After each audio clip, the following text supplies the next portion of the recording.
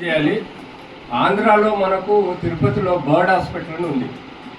Bird hospital అనేది స్థాపించింది 1982లో 10 బెడ్స్తో NT Ramarao గారు స్టార్ట్ చేశారు.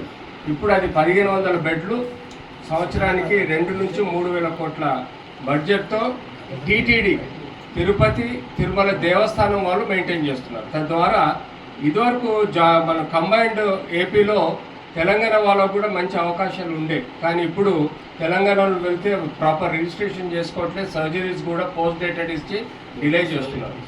సో నా రిక్వెస్ట్ ఏంటంటే అలాంటి హాస్పిటల్ బర్డ్ లాంటిది Balaji institute of rehabilitation for disabled అనే హాస్పిటల్ మనం యర్డ్ అని, అంటే YIRD యర్డ్ అని మనం ఒక హాస్పిటల్ యాదాద్రి గుట్టలో మనకు యాదాద్రి టెంపుల్ ట్రస్ట్ ద్వారా మనకు ఒక వికలాంగులకు సంబంధించిన ఒక 50 or 100 బెడ్ హాస్పిటల్ స్థాపిస్తే మన తెలంగాణలో ఉన్న వికలాంగులకు ఉపయోగకరంగా ఉంటుంది.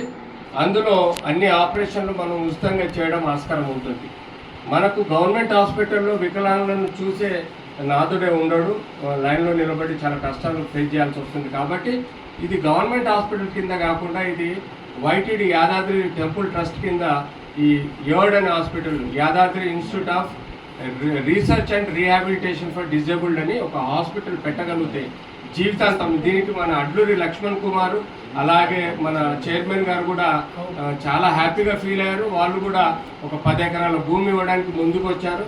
తద్వారా కూడా గవర్నమెంట్ YTD ద్వారా అలాగే ప్రైవేట్ CSR ఫండ్ ద్వారా కూడా ఒక 10 కోట్ల రూపాయల ఫండ్ తీసుకొచ్చి ఈ టెంపుల్ యాదాద్రి గుట్టలో మనము డివోటీస్ పోయే దారిలో కడితే తప్పకుండా డివోటీస్ కూడా డొనేషన్స్ విపరీతంగా YTDకి ఇవ్వడం వల్ల ఈ హాస్పిటల్ని ఫ్యూచర్లో సక్సెస్ఫుల్గా రన్ చేయడానికి ఆస్కారం ఉంటుంది. ఇప్పుడు మా డాక్టర్ నారీ ఫౌండేషన్ డాక్టర్ కీర్తన గారు మాట్లాడుతున్నారు.